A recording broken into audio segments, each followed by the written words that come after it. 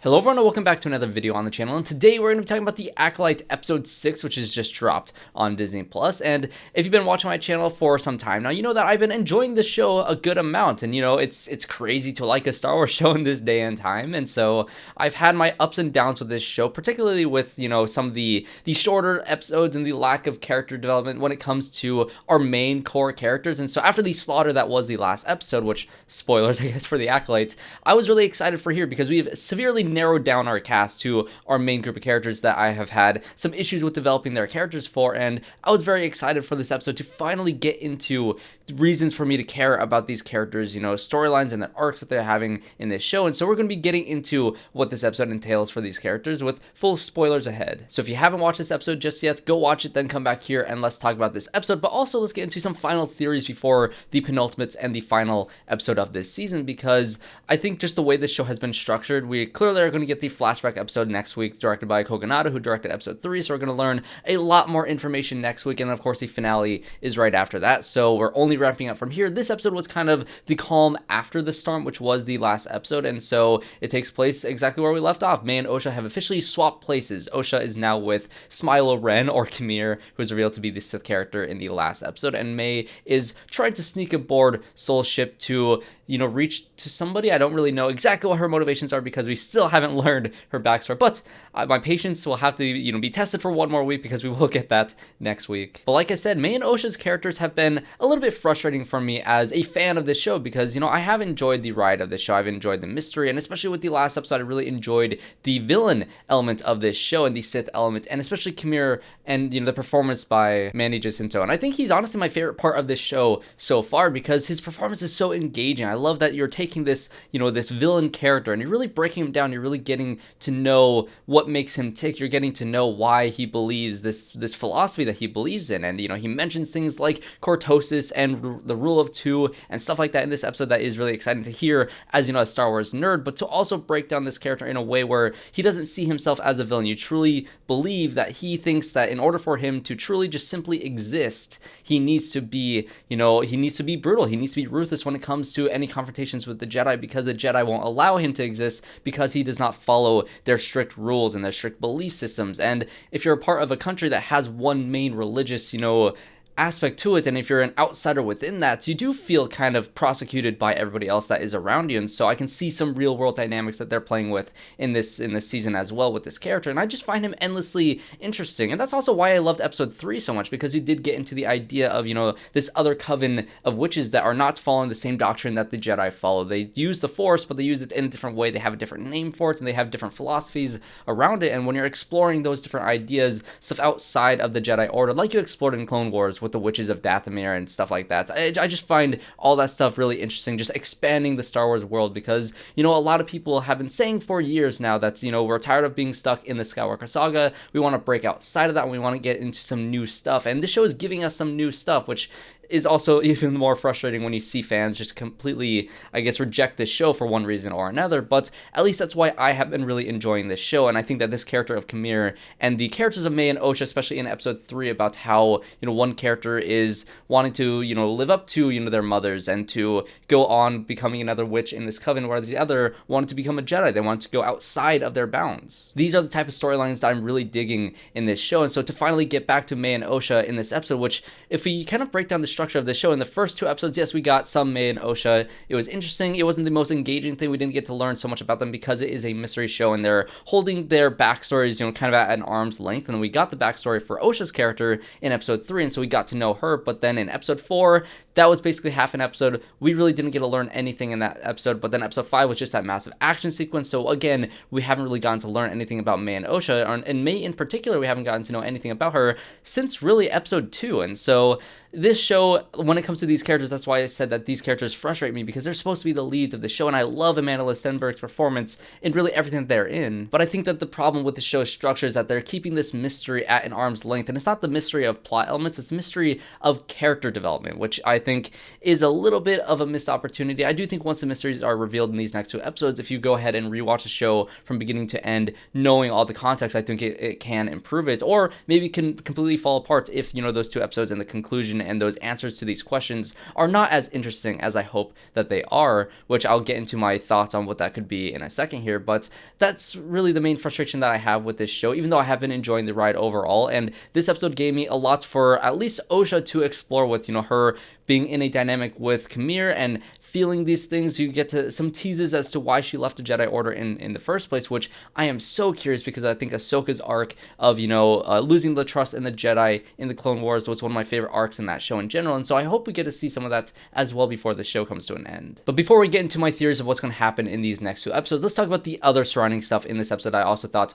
was interesting. And I think, one of the biggest question marks of this entire show was, are the Jedi going to figure out about this Sith Lord? What are they going to walk away from this show thinking? Because we know, of course, our favorite person in the world, Ki-Adi-Mundi, who everybody clearly knew his exact age for, was the character who said in the first place that, the Sith have not been, discovered in a millennium, that they have not been existing, they have been extinct for all those years. And of course, that is not true, because we know that he was wrong, because we know Palpatine existed and all these other characters existed. And, just a little side note, he also has a line in Attack of the Clones where he says, "He is a political idealist, not a murderer." His 2 lines in both Phantom Menace and in Attack of the Clones, he's completely wrong about. So anybody saying that his word is law in Star Wars, I just can't really take it seriously. But just in general, I think the idea that these Jedi are now kind of investigating what happened to this group of Jedi that went onto Kofar, and we have Vernestra and her Padawan kind of figuring out what happened to all the slaughter of all these Jedi that have fallen on this planet, and they can clearly tell that it was a lightsaber blade that killed them. It wasn't those little monsters, which a lot of people kind of speculated that, oh, they're just going to go there and assume that these little bat creatures killed all the Jedi, and that is what happened. That is how they find out that it wasn't the Sith Lord. It really does seem like this might all get pinned on Master Soul, which I do think would be a great direction for this to go in, because I also find Master Soul as a very interesting character in this show, and his dynamic with both Mae and Osha, now with Osha at first, but now with Mae, and how he was very clouded at the beginning of this episode, and you can tell that he was struggling with whether or not to tell the Jedi the truth of the situation, because he even struggles to say that his entire team had been killed. He clearly has a lot of guilt behind his eyes, and I think that Lee Jung-jae's performance throughout this entire season has been extremely consistent with that guilt behind his eyes and this pain that's in him. Even the moments he had in this episode where he reboots the system, he just has that quiet moment to himself and he finally just lets loose and his emotions are clearly getting to the best of him. I find this type of storyline for a Jedi to be incredibly interesting, because he's either going to completely lose himself in these emotions, or he's going to get through it by the end of it, and maybe he's going to get killed by the end and him getting blamed and pinned for the death of all these characters. I do think that is probably the most likely outcome for this season, which, again, if they go in that direction, if they have this entire arc for this character kind of reconciling with his guilt, and we figure out what that is in this next episode for it to all come crashing down, for him to be blamed for everything, I think that is one hell of a tragic story to tell. But also another direction it can go with Vernestra's character in particular. When you first see her in this episode, she's talking to a senator, and they're worried about this other senator character, Rain Courts, being appointed and imposing this external review of the Jedi Order, which is also very interesting, because you can tell that at this point there is some distrust between the Senate and the actual Jedi Order, and with Vernestra's character really wanting to keep everything on the down low, because she doesn't want to lose her political standing in the Senate in general, and with the Jedi and that dynamic that they have in this world of power, you don't want to lose that. So I can easily see Vernestra being a type of character to cover this all up, and I don't know how consistent that is with her character in the books, because I know a lot of people are a fan of this character from the novels that they have about the High Republic. There's even a line here about her, not liking to fly because she gets sick of it, or whatever that line was. I'm sure that's a reference to the book. If it is, went over my head, but it just seemed like a very specific quirk for this character to have that really didn't come into play. That is probably just a reference to the books, which, to the book fans, I hope you enjoy that reference here. But I do think that they can go in this route where if, they come to the conclusion that Master Soul, was the one who killed all these Jedi, and yes, of course, they're wrong about that, but the Jedi tend to be wrong about these things. If they do come down to that conclusion and he is pinned for these crimes, and Vernestra truly believes that, I do think that it is in her character to hide that from the council, to hide that from the greater Senate and the greater, conversation about politics and how the Jedi have a big role in politics in this world, especially leading into the Phantom Menace and the start of the Clone Wars. I can see this character seeing all this stuff happen, seeing that a fallen Jedi could cause all this damage, and, if you let that information out to the Senate, then they can lose their political power in this world, and all that stuff tracks, all that stuff makes sense. I do think that that is the direction that the show is going to go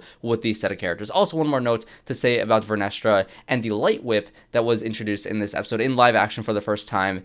Honestly, I thought it was kind of cool. It was like a little whip for one moment, killing one of those little bat creatures.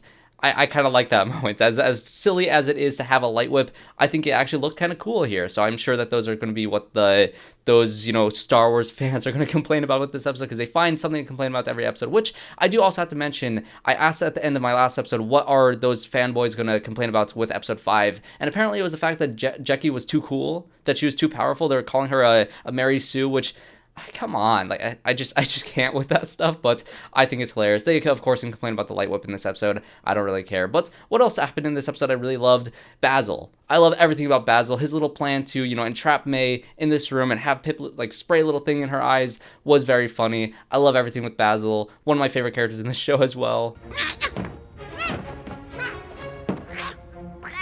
And there's also those weird little creature things that were absolutely adorable. They kind of look like they're blending in with the rocks on this planet that's Qimir brought Osha to.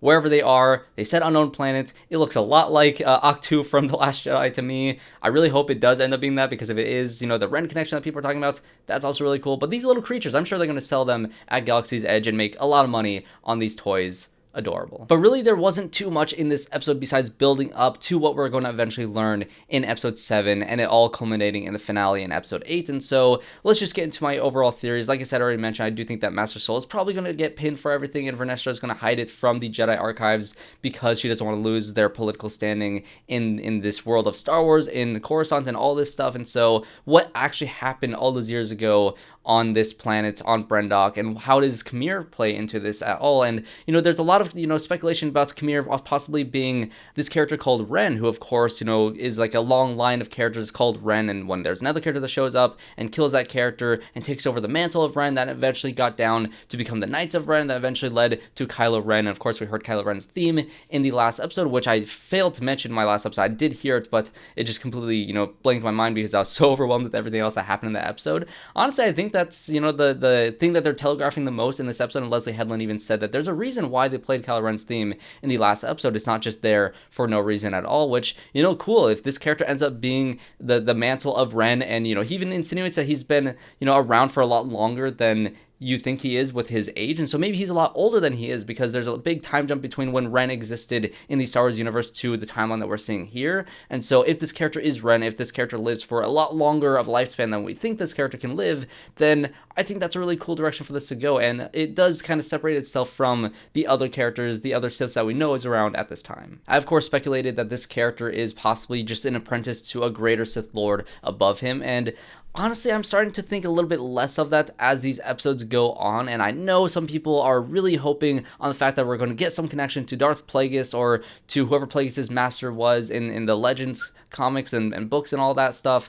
Honestly, I think if this connects to the Ren stuff, I think that is a little bit more in line with what Disney Star Wars has been doing as of recently, and I think it could be a cool connection that they could go on if they do make a season 2, because even Leslye Headland was saying that if she does get a chance to make a season 2 and a season 3, that there is possibly a storyline to be had with these characters. And I think if anybody's going to survive this show, it's going to be either one of Mae and Osha. I don't think they're both getting out of this unscathed. I think one of them is going to get out of here alive. Probably Osha's character, since this character seems to be more falling to the dark side, especially with how this episode kind of shows her journey going from, being very skeptical of this character, but also just listening and being very interested in the words that Qimir is saying, and being very skeptical about being corrupted like Mae was. I find this character to be very interesting. I think that her fall into this situation could be really cool. Her putting on the Cortosis helmet at the end was a great moment as well. But if anyone were to get out of the season alive that they could potentially continue on and do more stories for, I could see it being Osha, but particularly with Qimir. I think that Qimir could go on, even if they skip like 50 years, if he does have like this way where he doesn't age like everybody else, maybe they skip 50 more years or 100 more years and they do the Ren story, and that's the next season of the Acolyte, and this is completely separate from the other Siths that we see in this time period. I can also see them doing stuff like that, but again, I'm not sure how likely a season 2 and 3 would be for this show, even though the viewership is really high. The audience reaction has been the audience reaction. So I am hopeful that they could do something like that, but at the same time, I wouldn't really get your hopes up too much for all these connections to the larger Star Wars universe, because I think that this show, as one contained season, needs to wrap up in a way that is satisfying enough where we don't need a second season to explore these characters anymore. So I guess that's my main state of mind that I'm at with where the show could possibly go. But as the show has gone on, even more so now than ever, I really think that Soul did something really, really bad. All these Jedi that were on Brendok 16 years ago, with Torben, taking the poison himself, taking his own life, rather than, facing his guilt, like all this stuff is pointing towards whatever Soul did here. I think he had a much bigger role than I initially thought in those first, few videos that I've had. They must have done something terrible. I think they legitimately killed these witches. I don't think that's, Coral, used her mind control. Actually, maybe Coral did use her mind control to make, some of the other characters fight the witches, and then maybe Soul lost it, or these other Jedi lost it and just knocked out all the witches and killed them all. Maybe that is the guilt. I do think that mind control thing is going to come back, especially since they mentioned it last episode, and they mentioned it a few times in the past. Like, it's like a smoking gun, like you mentioned, that sort of thing that had to have happened in the past for it to be significant. Otherwise, it's just kind of a plot thread that's kind of just laying on the cutting room floor that just makes no sense by the end of it. And so, at least that's my thoughts. I do think that maybe Coral wanted to kill these Jedi, so she made the Jedi fight each other, perhaps, or maybe she made the Jedi, fight them. I don't really know what Coral's motivation would have been to do so. I don't think Coral is like the Jedi or the Sith Master above Qimir. I don't think that's the case. And if Qimir is also older than we think, I do think Qimir could have had some history on Brendok as well as somebody pulling the strings this entire time. I do think that is less likely now more than ever because of the way that this character has gone. I think if anything, if we explore Qmir's backstory, it's going to be very similar